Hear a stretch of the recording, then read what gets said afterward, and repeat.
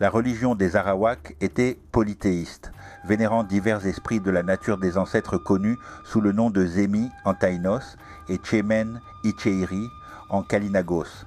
Chaque homme, chaque famille et chaque tribu avait son Zemi. Ils priaient également chaque plante, chaque arbre et chaque espèce animale. Les Arawaks avaient une robe spéciale pour les cérémonies qui comprenaient de la peinture et des plumes. Des genoux jusqu'aux pieds, ils étaient couverts de coquillages. Le chaman, médecin et prêtre, présentait les figures sculptures de Zemi. Le cacique, le chef du village, était assis sur un tabouret en bois, une position d'honneur. Ils avaient des tambours cérémoniels. Pendant cette cérémonie, les personnes induisaient des vomissements avec un bâton de déglutition. Ainsi, ils purgèrent leur corps des impuretés, à la fois physiques et spirituelles.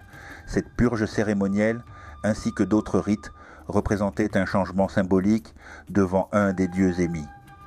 Les femmes servaient du pain, un rite de communion, dans un premier temps aux dieux émis, puis aux caciques suivis des autres personnes. Le pain sacré était un puissant protecteur. Il y a des similitudes entre ce rituel et la pratique chrétienne de l'Eucharistie, célébration du sacrifice du corps de Jésus. Puis, le poète récitait une histoire orale, chantée de l'épopée du village en l'honneur du cacique et de ses ancêtres. Il était accompagné d'une maraca, un morceau de bois dur, qui a été battu avec des galets. Il existe de nombreux artefacts religieux en pierre qui ont été trouvés à Haïti. Les émis prennent des formes étranges, comme les crapauds, les tortues, les serpents, les alligators et divers visages humains déformés et hideux. Les émis, ainsi que les esprits des caciques morts, ont certains pouvoirs sur le monde naturel et doivent être traités avec respect. Ainsi, le village devait leur faire des offrandes. Ces divers services sont des moyens de reconnaître leur pouvoir, culte et action de grâce, et en même temps rechercher leur aide.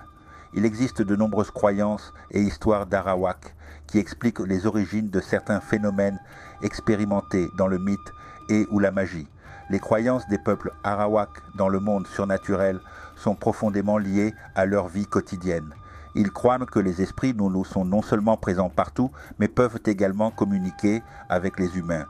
Pour contacter ces entités, certains rituels doivent être observés.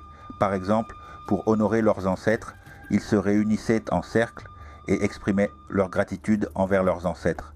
Ce rituel est censé renforcer leur lien avec les esprits et leur permettre de communiquer librement. Les mythes Arawak décrivent également certaines actions qui apaisent ou bouleversent les esprits.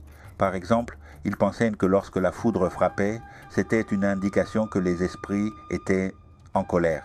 Cette croyance met en évidence l'importance pour eux de maintenir une relation cordiale avec ces entités, ce qui était crucial pour leur bien-être spirituel.